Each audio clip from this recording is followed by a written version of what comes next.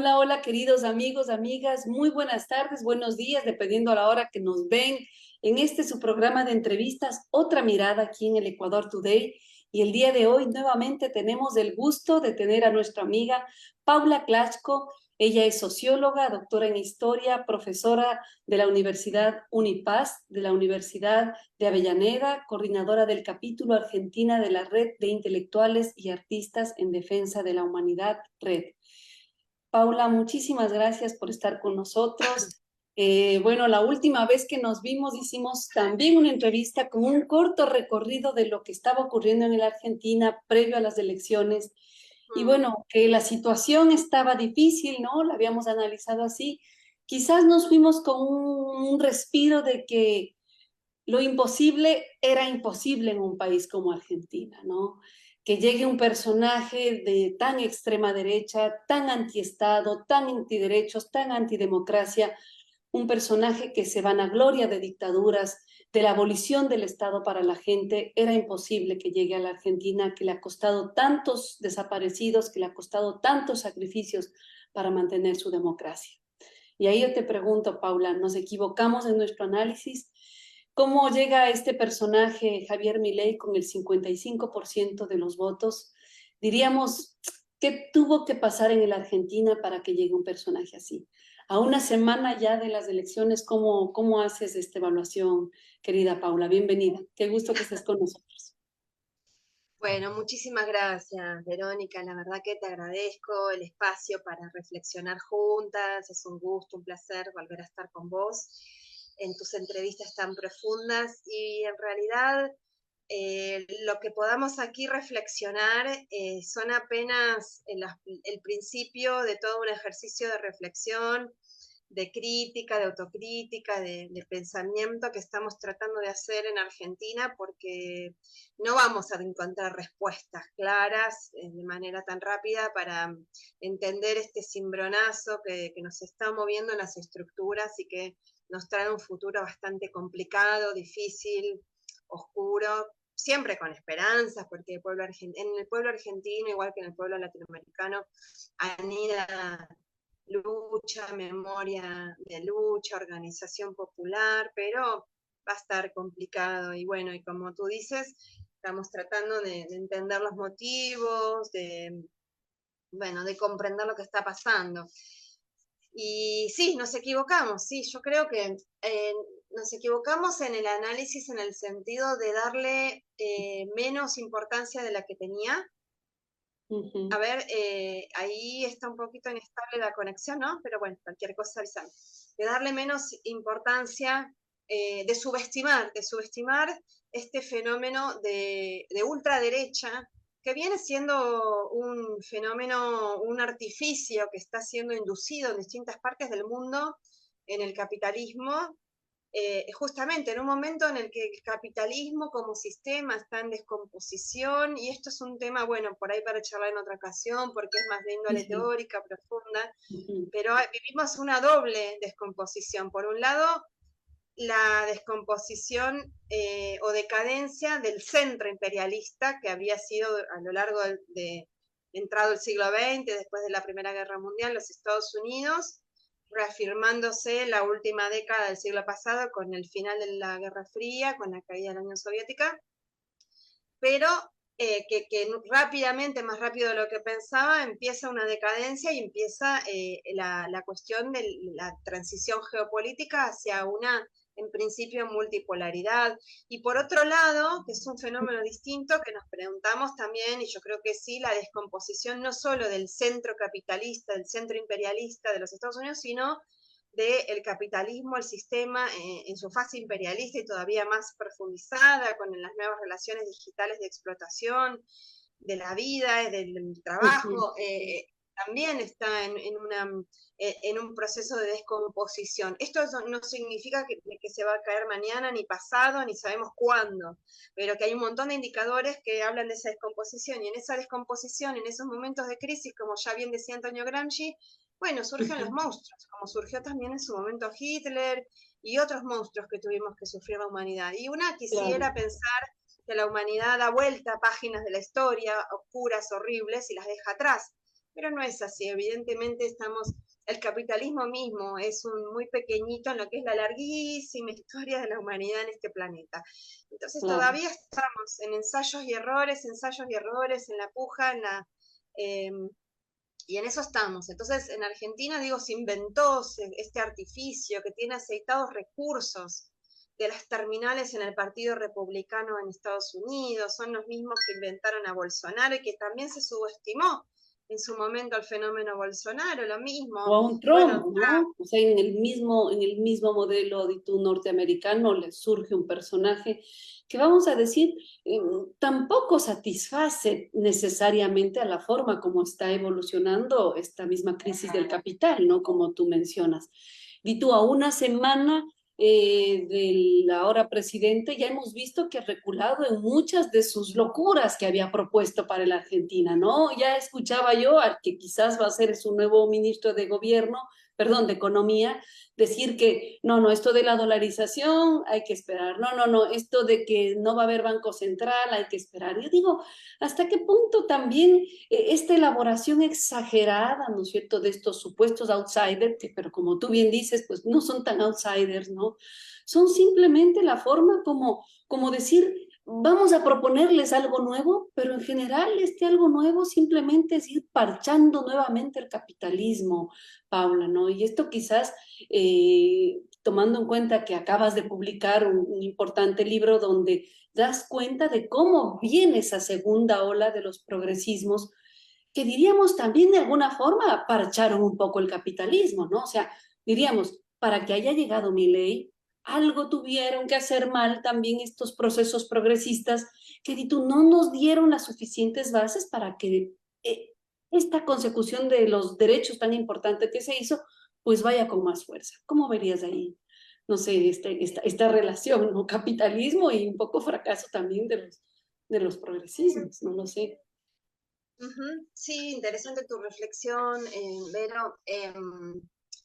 Primero, esto que decís vos, que todavía, bueno, el 10 de diciembre recién se supone que se supone no, el 10 de diciembre va a asumir la presidencia este señor Javier Milei. Paradójicamente, horriblemente, el 10 de diciembre también se cumplen 40 años del regreso a la democracia en Argentina y bueno, nos encuentra en este Terrible, sí, sí, sí, retroceso sí.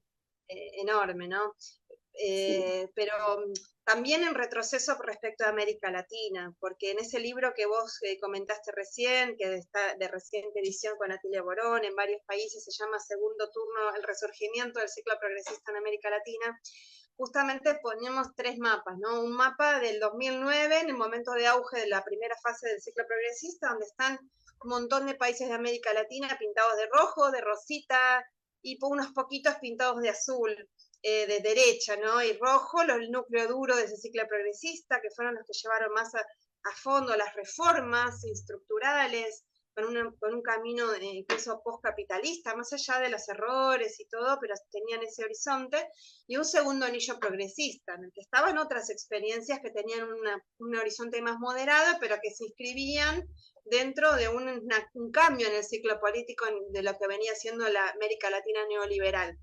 Y en todos los casos producto de las luchas en sus respectivos territorios, las luchas populares. Luego tenemos un mapa de 2017, que es el momento del retroceso del ciclo, donde está más bien todo sí. pintadito de azul, de celeste de derecha, y muy poquitos países que resistieron, son 6, los países que resistieron a ese repliegue, a ese retroceso. Y luego, a partir de 2018-2019, el mapa que ponemos es el mapa político es de 2022, donde nuevamente aparece e incluso más territorio de América Latina pintado de rojo rosita. Brasil, Colombia, Argentina, bueno, y todo un montón de países ya Y no que se tenemos acá. introducen incluso casos nuevos, ¿no? Como el de Chile, México, Argentina, ¿no? Colombia, Colombia, ¿no? Que de alguna claro, forma le dan fuerza a esa posibilidad del retorno, ¿no? totalmente, pero tenemos ahora que Argentina se cae de ese mapa. Y no es poca cosa, ¿no? Es la gran parte del mayor territorio Claro, del Cono así es, Sur, es así un es. montón, es el segundo país, la segunda economía de América Latina, es un país culturalmente muy importante, estratégico en un montón de sentidos, y eso viene a poner palos en las ruedas fuertes, muy, muy difíciles para los proyectos, para los procesos, mejor dicho, de integración regional que ya están nuevamente en marcha, con la presidencia pro tempore de Andrés Manuel López Obrador en la CELAC. Ahora este año va, en poquito tiempo, a partir de enero, y va a tener la presidencia pro tempore Xiomara Castro, la presidenta del socialismo democrático en Honduras. Y ahora, bueno, este señor que evidentemente viene a no a ser presidente, sino a poner palos en la rueda. Viene a eso. Viene y tiene un discurso muy fuertemente, como tú has dicho antes, antiestatalista, pero también un discurso de la Guerra Fría, anticomunista, antisocialista, anticolectivista. Viene a cuestionar valores muy profundos del pueblo argentino, como la noción de la justicia social. Es un valor, una bandera de las clases trabajadoras, de los humildes, de las humildes, esa bandera que enarboló justamente el peronismo a partir del mediados del siglo XX y que fue, bueno, la banderada de los humildes y de las humildes, nuestra Eva Perón, Evita. Así Y es. bueno, viene a cuestionar eso, todo con una filosofía monetarista que nos retrotrae incluso, Vero, porque acá por ahí nos ve gente que también ha incursionado en las ciencias sociales y en los grandes debates históricos y políticos de otras épocas, nos viene a retrotraer a discusiones de finales del siglo XIX, pero las Claro. reivindica. No es Que ya que, se habían superado, di tú, ¿no? Ya se habían superado y así realmente es. como retornar a esto es un retroceso, como tú decías, no solo para la Argentina, sino para la región, ya que de alguna forma Argentina pues siempre fue un país que fue abriendo brecha, ¿no? Es más, dentro de los movimientos, dentro de las organizaciones sociales, siempre se ve a la Argentina. Pero quizás, ¿no? En esta explicación que tú nos haces, ¿no? De cómo viene este personaje a acabar con todo esto, ahí yo te pregunto, ¿será posible en un país con una organización bastante, vamos a decir, importante, ¿no? Con sindicatos bastante organizados? Ahí, ¿cómo ves después de la elección del triunfo de Milei, cómo queda el kirchnerismo, cómo queda el peronismo? Muchos hacen esta diferencia quizás para nuestro público, darle un poquito este matiz, ¿no? ¿Es el kirchnerismo diferente al peronismo? Y realmente, como dicen algunos analistas argentinos, ¿con esto se acaba realmente el kirchnerismo o no? ¿Cómo lo analizas tú? Bueno, acá de verdad que sí es fuerte la organización popular. Organización popular sindical, social, política, diversa.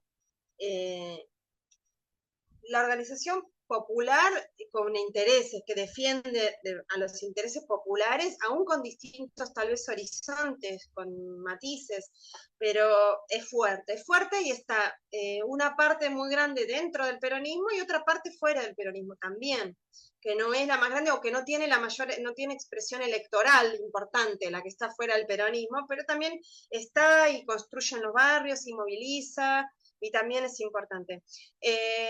Y mira, Vero, ni la dictadura militar que vino la última dictadura genocida cívico-militar que vino a implementar de manera sistemática el terrorismo de Estado para justamente desarticular esa enorme organización popular, el activismo, la articulación social que era gigante, ni con 30.000 desaparecidos y otros tantos miles de muertos y muertas, exiliados, exiliadas, encarcelados, ni ese genocidio pudo terminar de desarticular por supuesto a las fuerzas Así es. revolucionarias, Ujú, pero no ujú. pudo desarticular la organización, el tejido social organizativo. Los sindicatos, bueno, se rearmó las juventudes políticas, a la salida de la dictadura, se generaron otras organizaciones, pasó bueno, después en la década del 90 tuvimos el menemismo, que es la fórmula que Javier Milei trae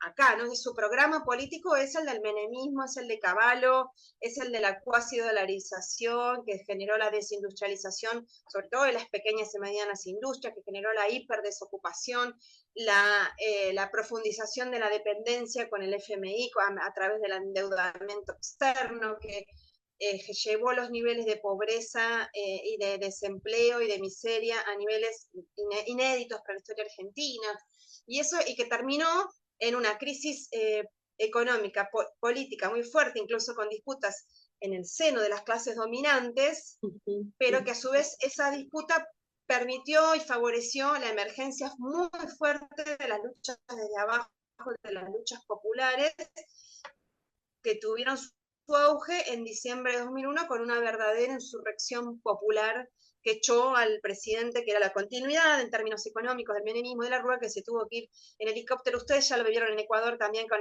el déjà vu del presidente ese yéndose de Carondelet también en helicóptero. Bueno, Y más o menos en la misma, es en la misma fecha, ¿no? Para un nosotros del proceso 2000, similar. ustedes del 2001, así es. Sí, sí, sí, la rebelión de los forajidos, ¿no? La de Así ustedes. es. Bueno, entonces digo, ahora después todo eso digamos, con el kirchnerismo se reconstituyó institucionalmente el país, pero el kirchnerismo, y es mi lectura, supo recoger, porque como en toda insurrección emergen muchísimos reclamos, pero los centrales, los que articularon centralmente la insurrección de 2001, fueron recogidos por el gobierno de Kirchner, de Néstor y de Cristina Kirchner, y fueron llevados como políticas de Estado en cuanto a la inclusión social, a la adquisición de derechos, a las políticas de memoria, verdad y justicia, a tener posturas soberanas respecto de los Estados Unidos, salir de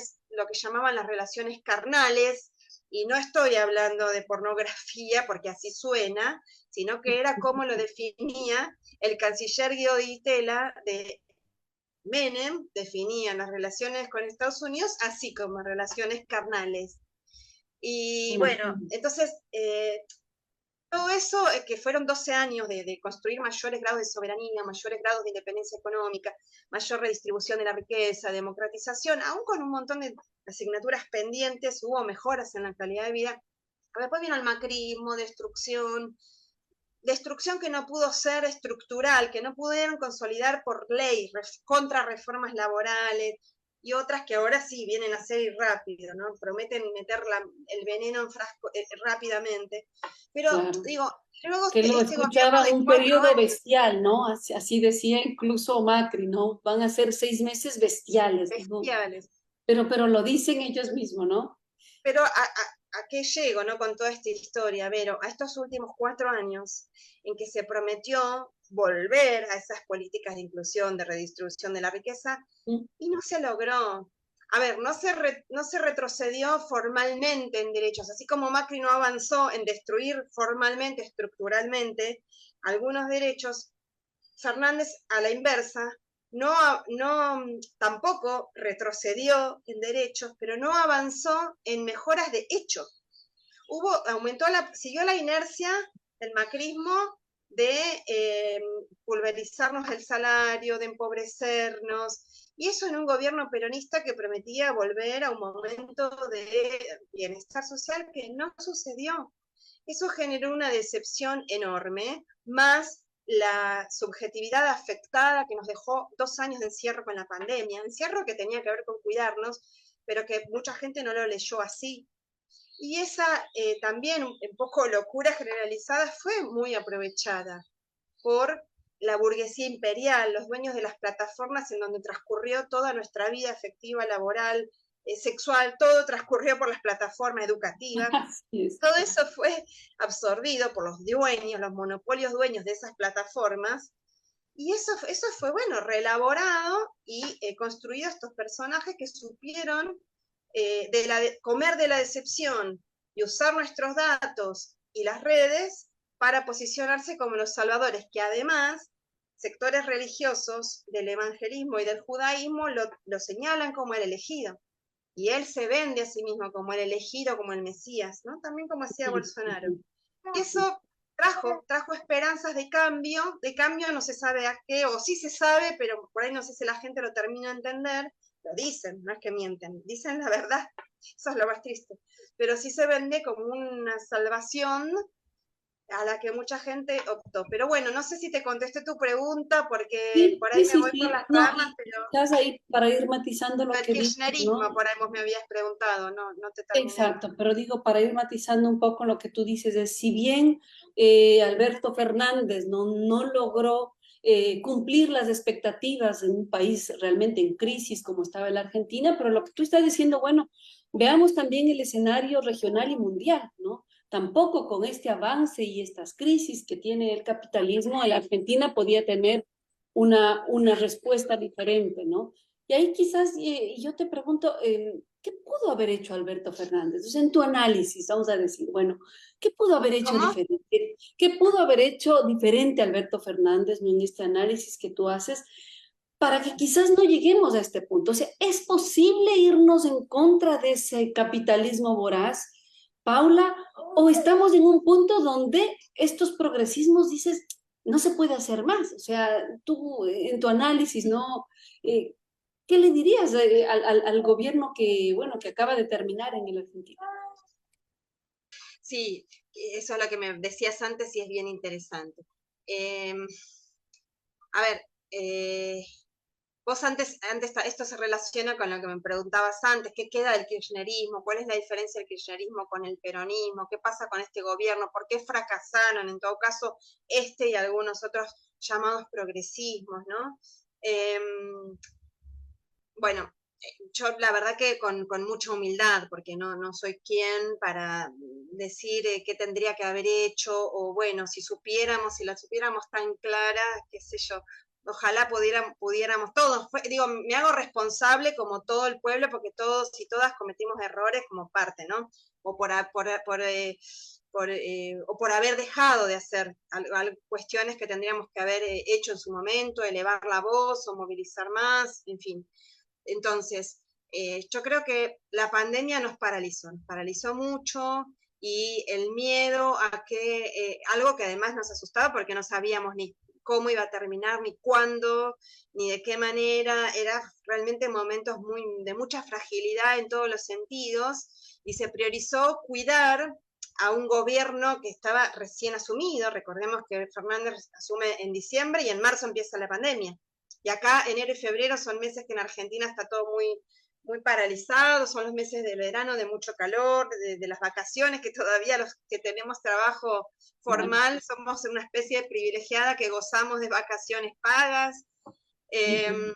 Espero que lo podamos, bueno, otra de las cosas que tendríamos que defender, pero nos quedamos como bastante paralizados en pedirle a nuestro gobierno más, ¿no? Bastante, no es que se condujo mal, hay cierto consenso, por lo menos en quienes votamos, en quienes seguimos votando esta opción, hay consenso en que la pandemia fue bien manejada, no fue mal manejada desde el punto de vista de la salud, pero sí hubo muchos errores políticos y sobre todo mucha timidez a la hora de encarar reformas estructurales, no contrarreformas como las de Macri, no, sino reformas estructurales.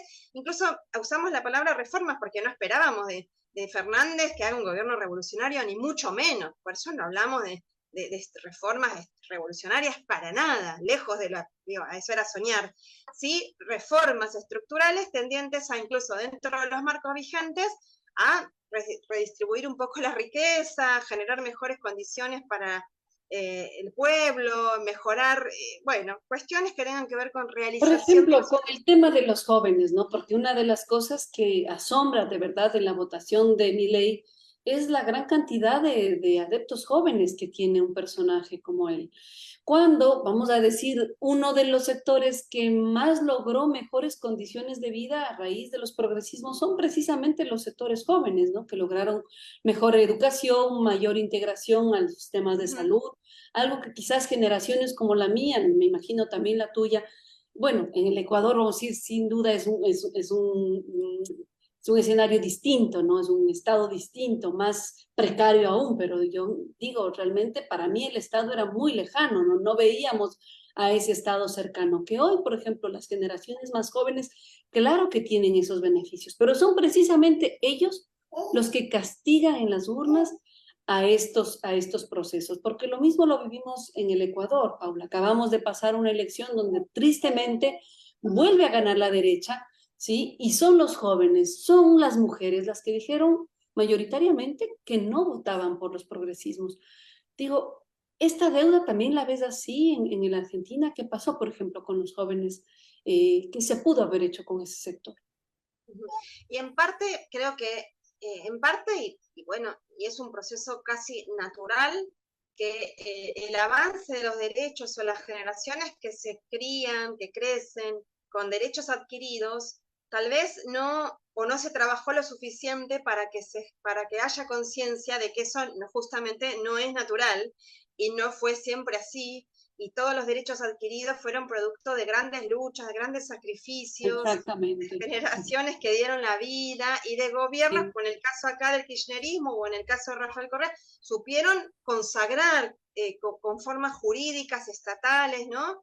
Como conquistas y aseguradas a través del Estado, esas demandas convertirlas en conquistas, en derechos adquiridos. Entonces, hay generaciones que por ahí crecen con eso como dándolas por naturales, como un piso de derechos que son naturales y listo, no, para que hay un poco una cuestión, hubo una cuestión de eso, y insisto, una falla de todos esos gobiernos progresistas en formar políticamente con diversas herramientas que cuando se tiene el Estado se deberían aprovechar más, eso que Althusser llamaba los aparatos ideológicos del Estado, la escuela, los medios de comunicación y otras instituciones, exactamente. y Ujú. desde ahí realmente establecer una educación, la construcción de conocimiento crítico para adquirir conciencia de el esfuerzo colectivo que lleva a tener esos derechos y la necesidad de defenderlas. Entonces, eso es un déficit.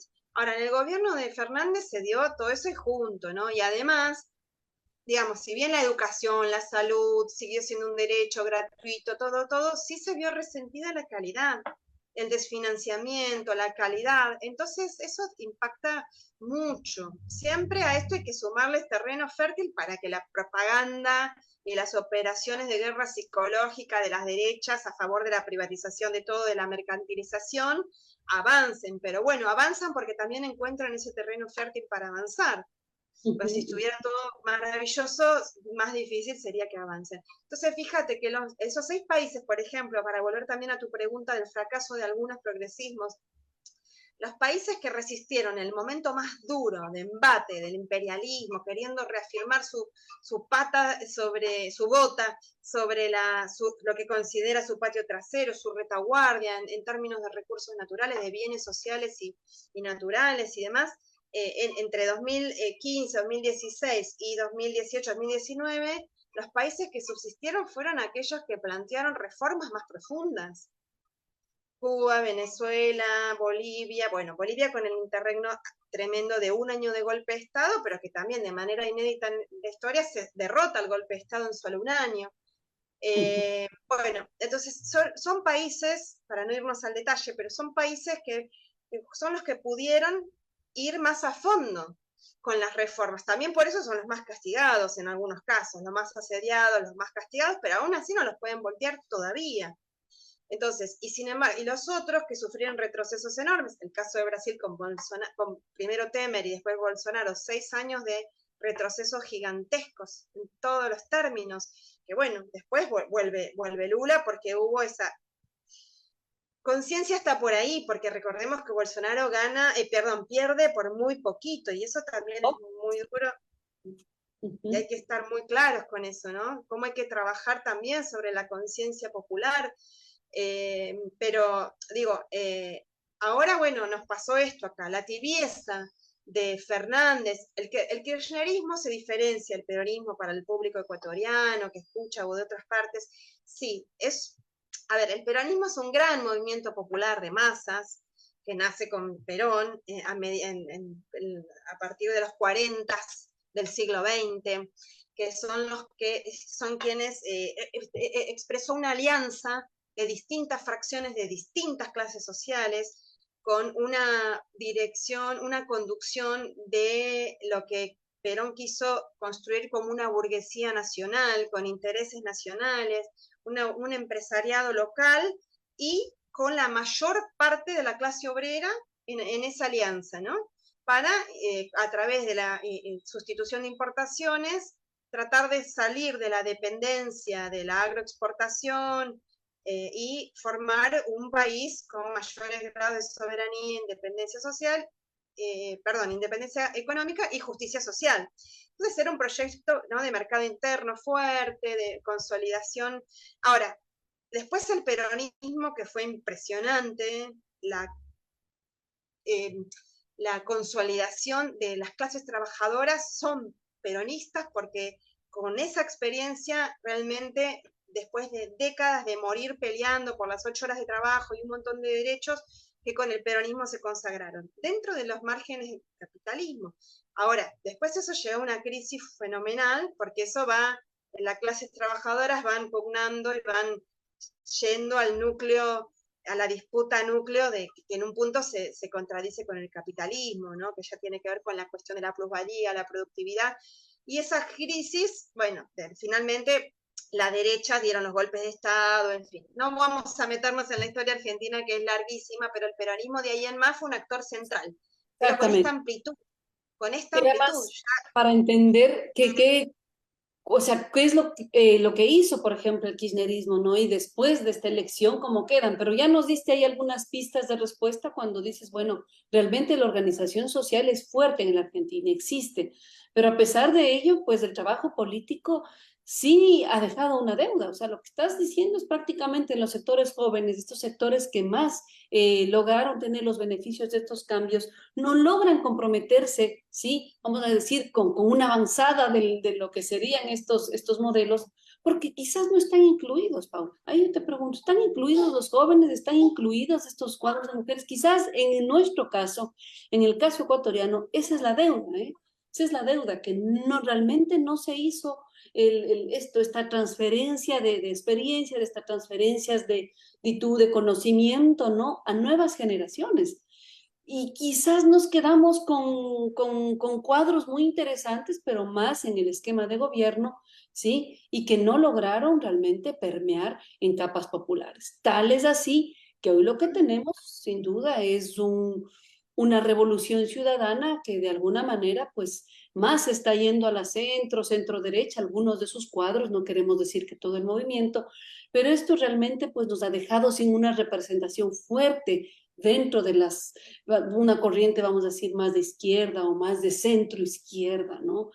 Esto no sé, creo que no necesariamente es lo que le pasó a la Argentina, pero en los resultados es lo mismo, ¿no? Vemos que en los resultados, pues prácticamente, pues también les arrebatan un poco la continuidad del proceso. Era por ahí mi pregunta, ¿no, Paula? Es que sí, la decepción de esta experiencia en el que se supone que volvía el kirchnerismo y además los medios de la derecha todo el tiempo hablan de este gobierno que está terminando ahora como kirchnerismo y realmente no, porque las políticas del núcleo duro del kirchnerismo no fueron las que se desarrollaron desde el Estado. Entonces, la decepción es con el kirchnerismo también, las militancias quedaron medio pedaleando en el aire, no te olvides que quisieron matar a la vicepresidenta el año pasado, y hubo mucha movilización en las calles, pero no la suficiente como para que el Poder Judicial se hubiera visto obligado a, a realmente a avanzar con la investigación sobre tremendo caso de magnicidio a la principal referente política de la Argentina. Entonces, eso hubo una, a ver, no es que se abandonaron las calles, pero hubo una militancia un poco desorientada, a la vez que presente, las mujeres, por ejemplo, mucha presencia. A ver, está dividida las juventudes también. Hay una parte de las juventudes, sí, está permanentemente movilizada, está en las calles, pero hay otra parte por ahí incluso más joven que no, que el fracaso, el no estar incluido, como tú dices, el no gozar de los derechos que gozamos las que tenemos trabajo y podemos gozar de esos derechos adquiridos. Bueno, la gente que trabaja en la informalidad no tiene ni aguinaldo, ni vacaciones, ni licencia, por lo que sea, que como sí tenemos las que tenemos trabajo formal. Entonces, sí, hay una pérdida de derechos de hecho, no a nivel formal, los derechos están consagrados, pero de hecho se pierden y las juventudes pierden su capacidad de proyectar, que es producto de, sí, de la decadencia del capital, pero acá un gobierno progresista se supone, como hizo los Kirchner en su momento, que generaron políticas anticíclicas. también, no te olvides que a Cristina le agarró la crisis de 2008, los estertores, sin embargo fueron capaces de, no digo que no afectó, sí afectó, y tampoco dieron vuelta y no hicieron todas las reformas estructurales que hubiéramos necesitado para que, por lo menos, no hablamos de irreversibilidad, porque ya eso es un término en desuso, ¿no? Nada es irreversible, pero sí que hubieran sido más difíciles de revertir en el corto plazo, si se hubieran hecho reformas más estructurales.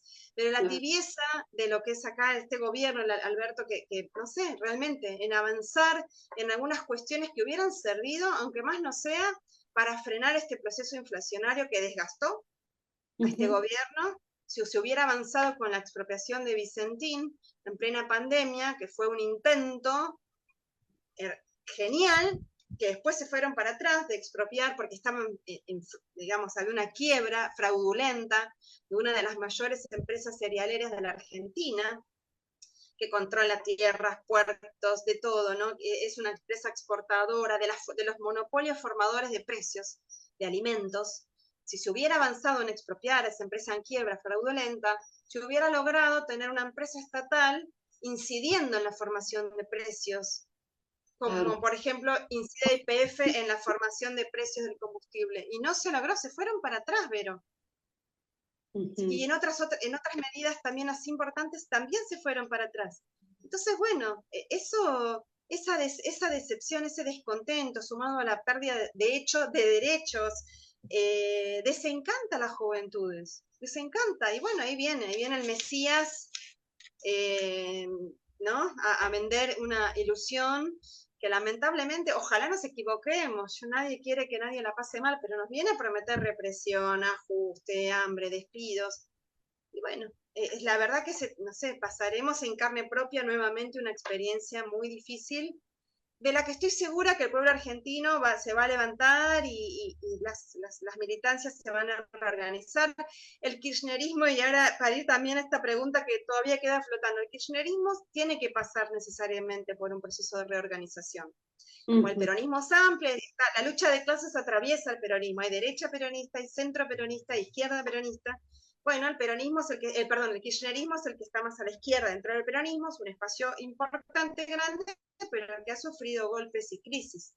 Entonces, bueno, todo el tiempo Cristina hablaba de la necesidad de que las nuevas generaciones tomen el bastón de mariscal, se hagan cargo, está pidiendo ella misma, no está señalando quién va a ser la sucesora o el sucesor, está pidiendo que se tomen en las manos de las propias nuevas generaciones. Es interesante la persona de Axel Kicillof. Exacto, eso te iba a decir, ¿no? O sea, y tú de alguna forma, a pesar de la crisis que se vio en varias gobernaturas, pues se ve, por ejemplo, en la provincia de Buenos Aires, este triunfo importante, ¿no? Con Axel Kicillof. Y que tú lo mencionabas, quizás él pueda lograr ese puente entre el kirchnerismo y el peronismo, ¿no? Quizás pueda él ser esta figura que también se necesita dentro de estos procesos de izquierda, progresistas, que puedan conectarse con los otros sectores, porque no sé si coincidas, Paula, pero si algo tiene la izquierda es que a veces, pues sí, nos cuesta un poquito esa generosidad entre los distintos espacios, ¿no? Y te digo, en el caso ecuatoriano nos ha costado mucho, nos ha costado que la derecha siga gobernando precisamente por esa falta de solidaridad entre las unidades, entre el aceptar que hay más expresiones de la izquierda, más expresiones dentro de ese progresismo y que hay que sentarnos pensando en la unidad y pensando en el gobierno. No sé si ahí el personaje de Kicillof podría dar ese respiro al progresismo en Argentina. ¿Cómo lo ves? Sí, hay expectativas, ¿no? Ahora es como todo muy reciente, todavía ni asumió este gobierno de ultraderecha, hay expectativas porque ante esta derrota electoral muy fuerte que sufre el amplio campo nacional y popular, porque no es que era una opción de izquierda tampoco, pero bueno, digamos, pero sí el amplio campo nacional y popular apostó fuertemente a Sergio Massa para frenar el neofascismo que teníamos enfrente. Y bueno, no se logró. Se saca un 44%, que no es poco, siendo que el candidato era el propio ministro de Economía, con una inflación del 140% anual. sea que es toda una epopeya en sí misma, pero con los postulados al revés de Milei de mantener el Estado, de ampliar derechos, bueno, con eso se sacó ese 44, que es de donde ahora se tendrá que armar la resistencia y su representación política. Va a haber resistencia, no sabemos cómo, cuándo, porque hay miedo también, hay promesas de represión, hay amenazas, todavía no asumieron, ya hay un montón de amenazas, pero sin duda que va a ir habiendo resistencia frente a cuando pretendan avanzar sobre nuestros trabajos, sobre nuestros derechos. Pero esa resistencia va a tener que ir buscando la forma de articularse políticamente y tener una expresión también electoral, porque bueno, estamos en este juego de las disputas, de las batallas políticas a través de las disputas electorales. Es la democracia, es lo que el escenario de las disputas políticas. En 2 años va a haber elecciones de término medio, y sí, se apuesta, digamos, hay una expectativa en Axel Kicillof, que es el que ganó en la provincia de Buenos Aires, que es como en Ecuador Pichincha, la principal provincia demográfica, política y económicamente hablando, tiene un peso enorme, un territorio enorme, pero imaginemos las dificultades que le va a poner el gobierno nacional a esa provincia. Esa provincia Claro, depende pues, mucho del dinero de la nación, depende muchísimo. Entonces va a haber muchísimos palos en la rueda y bueno, Axel primero tiene que poder gobernar esa provincia tan compleja, pero sí, hay muchas expectativas en que él sea uno de los pilares de una articulación política que pueda articular políticamente también la resistencia que necesariamente se va a dar en las calles. interesante, Paula. Bueno, digo, se quedan ahí muchos temas, ¿no? Pero realmente quizás nos dejas con ese sabor de que puede venir, ¿no? Esa resistencia de la que hablas, una especie no sé, vamos a, como ellos mismos dicen, que van a poner todos los palos a la revolución, pues bueno, que también esta resistencia pueda poner todo lo que sea necesario para que ese vuelco, ¿no? A este liberalismo sin escrúpulos, porque así lo han demostrado, sea también posible, Paula. Y más cuando estamos en una situación donde no solo es de la Argentina, no solo es la región, sino el mundo. Estamos viendo cómo estas extremas derechas pues están ocasionando este tipo de antiderechos, sí, también en la Europa, ¿no? Estamos viendo el caso de Italia, ¿no? Estamos viendo el tema también en Inglaterra, estamos viendo las políticas en Francia. De alguna forma, estas ultraderechas, bueno, por suerte que en España no ganaron, pero por poco, ¿no? Hicieron todo lo posible, pero van teniendo y van teniendo más territorio. Entonces, quizás con eso, pues analizar también el caso argentino, yo ahí coincido contigo, que si bien desde los progresismos hay muchos temas pendientes, pues también tomar en cuenta cómo el mismo capitalismo no hace lo imposible por mantener y seguir viviendo del Estado, que es esta cuestión tan falsa y tan irónica que nos dice Milei, ¿no? El antiestado, pero vamos a ver cómo precisamente usa el Estado para beneficiar a los mismos grupos que, Paula, hay que decirlo, en un inicio se mostraron contrarios al mismo Milei, pero en un momento donde se sentían fuera de esas estructuras que les dan vida a estos sectores no económicos, no vieron más que seguir apoyando a un personaje que incluso iba en contra de ellos. Hablamos de Macri, hablamos de la señora Bullrich, ¿no? Estos personajes de la derecha argentina que pues ahora le hacen el pasillo, vamos a decir, a Milei. Pero bueno, Paula, nos quedan algunos temas pendientes. Sé que hoy tienes una agenda apretada, pero bueno, te dejamos con palabras finales para que despidas de este interesante diálogo. Nos queda siempre en la Argentina muchos temas y bueno, te digo desde el Ecuador un abrazo solidario por todo lo que están viviendo y también por lo que tienen que hacer para seguir siendo ese camino que ha dado tantas luces y tantas alegrías a la América Latina. Vamos. Gracias, Vero. Sí, necesitamos esa solidaridad, la vamos a necesitar fuerte. Pero bueno, para terminar también reflexionando que, digamos, las clases dominantes, ya sabemos nada nuevo, nos llevan siglos de ventaja, ¿no? En su constitución como clase y su conciencia de clase, y el capitalismo es global, y las clases dominantes también tiene sus aceitadísimas articulaciones globales, sobre todo en América Latina, con la dependencia estructural que tenemos hace también siglos. Entonces, hubo una inteligencia en correr aquí en la Argentina el escenario hacia la derecha, ¿no? De retrotraernos a disputas más elementales, de volver a poner sobre el tapete democracia y dictadura, sacarnos del debate económico, ¿no? Si ir para allá, para acá, y retrotraernos a cuestiones más, a valores más elementales. Pero fueron inteligentes, traccionaron todo el escenario hacia la derecha, y bueno, lógicamente en el balotaje se unieron las dos opciones de derecha, y digo, era también bastante ingenuo pensar en poder ganar, se intentó, se hizo todo lo que se pudo, pero las derechas se juntaron, ganaron, como también pasa en el Ecuador, pero hay que ver que este señor viene también a caotizar, ¿no? Esto viene a caotizar la sociedad argentina todavía mantiene, digo Argentina fue y todavía es un país dependiente, pero de capitalismo desarrollado, de capitalismo, de relaciones sociales capitalistas, de explotación capitalistas más extendidas que en otros países. Desde tempranamente fue así. Esa oligarquía pampeana que tanto reivindica, esa oligarquía terrateniente que tanto reivindica Javier Milei en la figura de Julio Argentino Roca, que fue quien comandó el exterminio de los pueblos originarios y que organizó, consolidó el Estado Nacional argentino en función de los intereses de esa oligarquía terrateniente. Eso es lo que él, de verdad, ¿no? Todo el tiempo reivindica a ese personaje. Cuando había fraude político, no había democracia, había una exclusión social enorme. Claro, es Argentina granero en el mundo, pero que vivía de la agroexportación, de la que se beneficiaba la oligarquía terrateniente. Digo, lo repito porque es el modelo que Milei defiende, quiere volvernos a eso.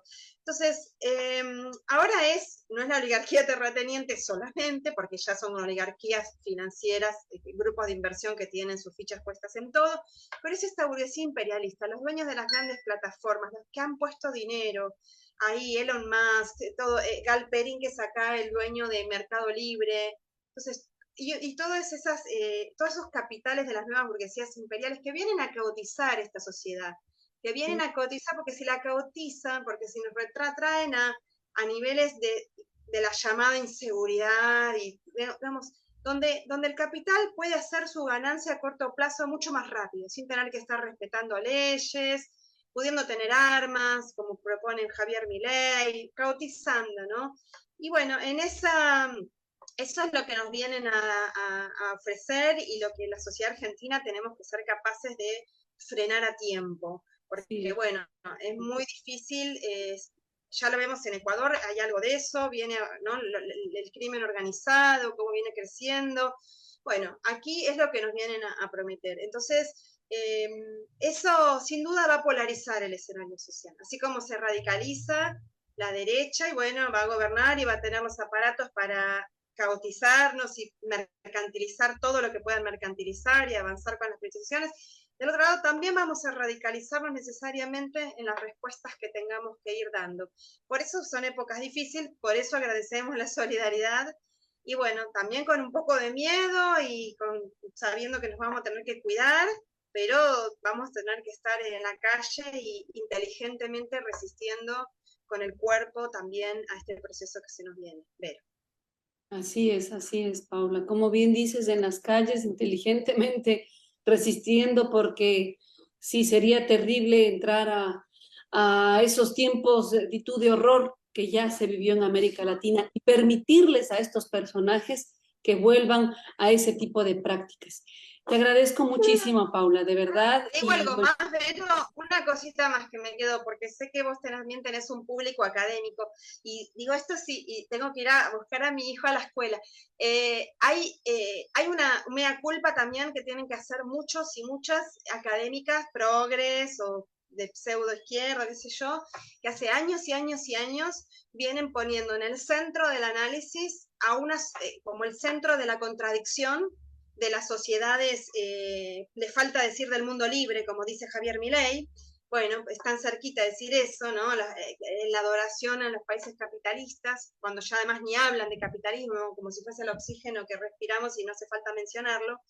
y vienen poniendo en el centro de las contradicciones sociales a la sociedad civil, una amorfa sociedad civil contra un Estado, ubicando un Estado como el culpable de cualquier situaciones que puedan sufrir las sociedades civiles amorfas. Esa operación que se hace desde las escuelas sociológicas en Europa, en Estados Unidos, muy de moda, muy seguidas acá por muchos de nuestros intelectuales, han contribuido grandemente a que estos personajes ahora se monten en ubicar al Estado como el gran enemigo. Es obvio que el Estado es un aparato de defensa de los intereses de largo plazo de las clases dominantes, pero ese aparato es el que tenemos que disputar, es el poder de ese aparato para poder empezar a generar otras condiciones y dar vuelta a la tortilla. Bueno, nos han alejado de esa disputa, de la disputa real de la lucha de clases, y eso creo que también los intelectuales y las intelectuales en América Latina. ¿Cómo? Te agradezco te agradezco que hayas tocado ese tema porque también para nosotros es un tema de disputa, ¿no? Un tema de tú que se ha quedado ya incluso lejos de la discusión, es como un terreno ganado cuando dices, o sea, ¿a quién les vamos a dejar esas posibilidades de seguir gobernando, ¿no? Y tienes razón, muchas de estas fuerzas políticas nuevas, ¿no? Que se han alejado de la idea de tomar el Estado precisamente para gobernar para la gente, ¿no? O sea, esa es una discusión que nos queda, Paula, y yo te agradecería si en algún momento pues podemos discutir ese tema porque quizás a partir de ahí podemos entender cuál realmente sería y tú el compromiso de estas nuevas fuerzas políticas, ¿no? Que realmente quieren el bienestar para la gente, pero también comprometiéndose con la realidad y la realidad también es gobernar, ¿no? Y eso a veces queda en el aire, Paula. Te agradezco que lo hayas tocado. Bueno, la próxima. Te mando un abrazo, sí, abrazo a ustedes también, amigos, amigas, y bueno, también te deseamos un buen viaje, Paula. Paula se va a Venezuela, sí, ahí hacer un recorrido con su libro, que ya también ojalá habrá oportunidad de comentar. Chao, chao, amigos, amigas, y gracias por compartir esta entrevista, gracias por suscribirse, por darnos un like, es la forma como mantenemos vivos estos espacios. Chao, chao. Chau, chau, gracias.